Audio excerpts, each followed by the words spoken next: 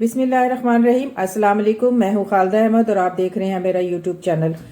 ہمارے اسکول اور ہمارے بچے۔ آج ہمارے اسکولز میں ہمارے بچے کیا سیکھنے جا رہے ہیں اور کیا ان کی تعلیم ہو رہی ہے۔ آج کی میری ویڈیو کا ٹاپک ہے ہمارے اسکولز اور ہمارے بچے۔ تو ویڈیو شروع کرنے سے پہلے میں آپ سے ریکویسٹ کروں گی کہ آپ میرے چینل کو سبسکرائب کیجئے، لائک کیجئے، کامنٹس کیجئے اور شیئر کیجئے، تو میں آپ کی بہت زیادہ شکر گزار ہوں گی۔ تو چلیے شروع کرتے ہیں۔ آج کل جو ایک ویڈیو وائرل ہو رہی ہے کہ اسکول میں جو دو بچیوں نے ایک بچی کو پکڑ کر بری طرح سے مارا پیٹا اور بہت زیادہ بیڈ لینگویج یوز کر رہی ہیں وہ بچیاں، اور وہ دیکھ کے جو آپ یقین کیجئے کہ میں یہ سوچنے پہ مجبور ہو گئی کہ ہم اپنے بچوں کو اسکولز میں کیا سیکھنے کے لیے بھیج رہے ہیں۔ ہم کس لیے اپنے بچوں کے لیے اتنی مہنگی تعلیم ان کو دینے کی کوشش کر رہے ہیں کہ ہمارے بچے کوئی ایک اچھے اور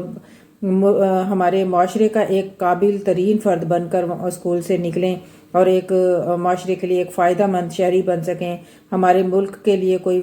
اچھے کام کر سکیں۔ لیکن مطلب کہ وہ لڑکیاں ہیں اور اس طرح سے ان لوگوں کی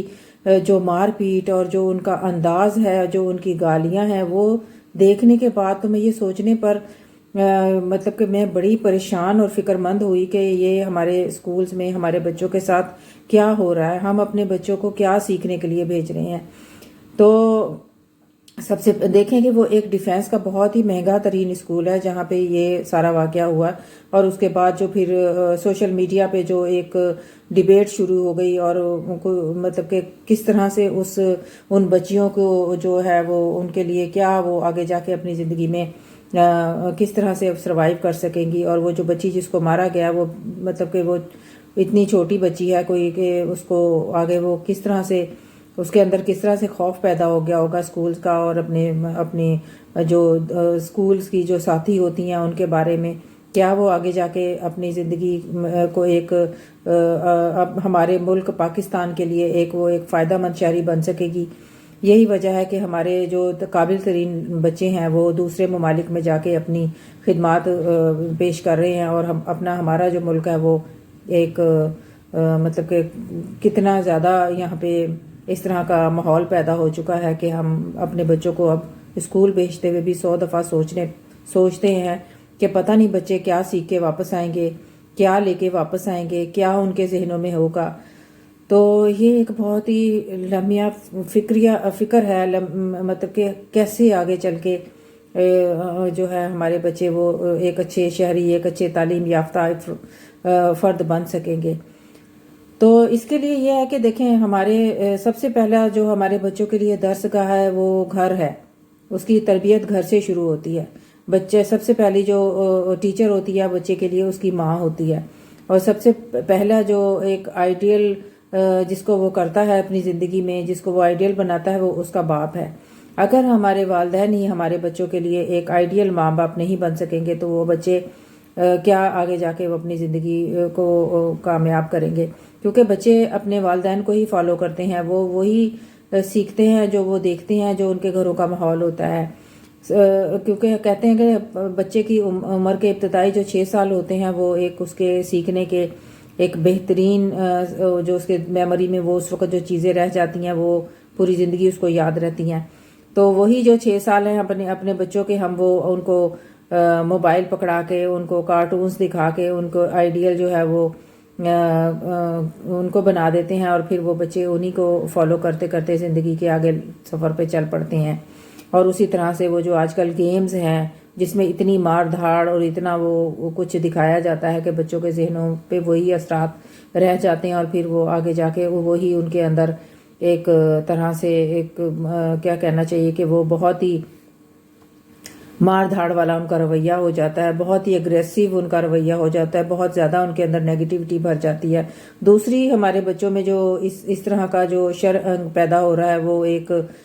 جو ہمارے گھروں میں بھی رویے ہیں کہ ہم موسٹلی جو ہے بچوں کو جنک فوڈز دے رہے ہیں، راتوں کو جاگ رہے ہیں بچے، موویز دیکھ رہے ہیں، مختلف طرح کے مار دھاڑ والی ویڈیوز دیکھ رہے ہیں۔ تو یہ ساری چیزیں بچوں کے ذہنوں پہ بہت زیادہ اثر انداز ہوتی ہیں۔ اس میں اسکولز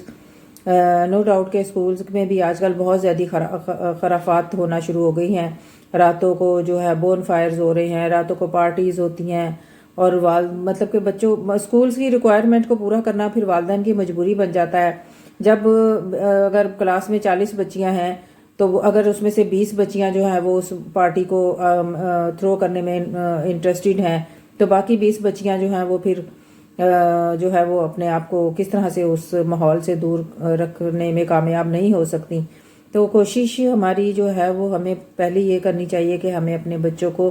گھروں میں ایسی تربیت دینی چاہیے کہ وہ ایک اپنے اسکولز میں جب جائیں تو ان کا رویہ، ان کا بیہیویئر اپنے کولیز کے ساتھ، اپنی ساتھی اسٹوڈنٹس کے ساتھ، اپنے ٹیچرز کے ساتھ، اپنے سے بڑے بچوں کے ساتھ، اپنے سے چھوٹے بچوں کے ساتھ ایک بہت ہی نرم رویہ ہو. ان کے اندر ایک طرح سے احساس ذمہ داری ہو، ان کو ایک جو ہے ایک اچھا شہری بننے کی ان کے اندر خواہش ہو کہ ہم نے یہاں سے کچھ سیکھنا ہے، اچھا شہری بن کے نکلنا ہے. لیکن ابھی بس ہمارے معاشرے کا اس قدر بگاڑ پیدا ہو چکا ہے کہ ہماری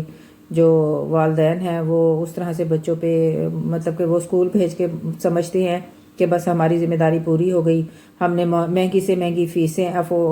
پے کر دی ہیں، ہم نے مہنگے سے مہنگا اسکول ان کے لیے پرووائڈ کر دیا ہے، تو اب تو ہمارے جو بچے ہیں وہ ایک بہت ہی کامیاب اور ایک بہت ہی مہذب شہری بن کر اسکول سے باہر نکلیں گے. ایسا نہیں ہے، ایسا نہیں ہوتا. آپ کو اپنے بچوں پہ نظر رکھنی ہے، آپ کے اپنے بچوں کی کمپنی چیک کرنی ہے، آپ کو اپنے بچوں پہ گاہے بگاہے اسکول جا کے ان کی رپورٹس دیکھنی ہے، ان کے ٹیچرز سے ملنا ہے، ان کے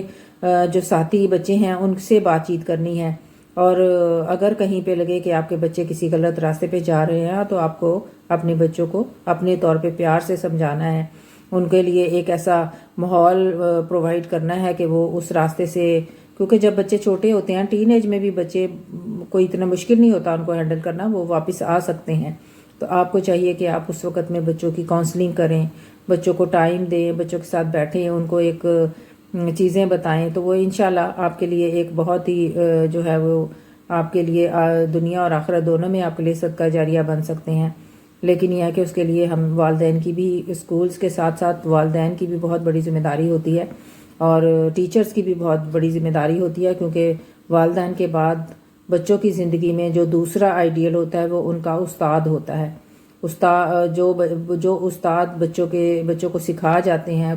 بہت سارے بچے پوری زندگی اپنے استاد کو یاد رکھتے ہیں، ان کی رسپیکٹ کرتے ہیں، ان کو ملتے ہیں، ان کو کہیں پہ بھی وہ ہوتے ہیں تو اپنے اساتذہ کو یاد رکھتے ہیں. تو ہمارے جو بچوں کے درمیان استاد کا اور اسٹوڈنٹس کا جو ایک رشتہ ہے وہ بھی بہت ہی ایک پائیدار اور بہت ہی ایک مضبوط رشتہ ہوتا ہے. تو ہمارے ٹیچرز کو بھی چاہیے کہ وہ بچوں کو ایک وہ صرف اپنی تنخواہوں پہ فوکس نہ کریں، اپنی ڈیوٹی پہ فوکس نہ کریں، وہ یہ سوچیں کہ ماں باپ کے بعد ماں باپ نے ہمارے ہاتھ میں یہ بچے دیے ہیں، ہم نے ان کو ایک اچھا شہری، ایک اچھا انسان بنا کے اپنے اسکول سے بھیجنا ہے. تو یقیناً اسکول کا بھی نام روشن ہوتا ہے اور اس ٹیچر اور ان والدین کا بھی جو ہے وہ ان کے لیے بھی ایک بچے ان کے لیے اپنی ایک کامیابی اور خوشی کا باعث بن جاتے ہیں. تو خدا را اپنے بچوں کے اسکولز پہ، اپنے بچوں کی کمپنی پہ، اپنے بچوں کے لیے صرف بھاری فیسیں پے نہ کریں، ان کے لیے اپنا وقت بھی پے کریں، ان کے لیے اپنی نیندیں بھی پے کریں، اپنی بہت ساری ان کے لیے چیزیں جو ہیں ان کو سکھائیں، ان کو بتائیں، اور سب سے زیادہ ان کو اللہ سے جوڑیں، اللہ کے قریب کریں. جب بچوں کے دل میں اللہ سے کی محبت ہوتی ہے، اللہ کی بتائے ہوئے اصول ان کو ہوتے ہیں یاد، تو وہ پھر جو ہے ان کے لیے بہت آگے زندگی میں کامیابیاں ان کی منتظر ہوتی ہیں. اللہ تعالی ہمارا اور ہمارے بچوں کا حامی و ناصر ہو. السلام علیکم.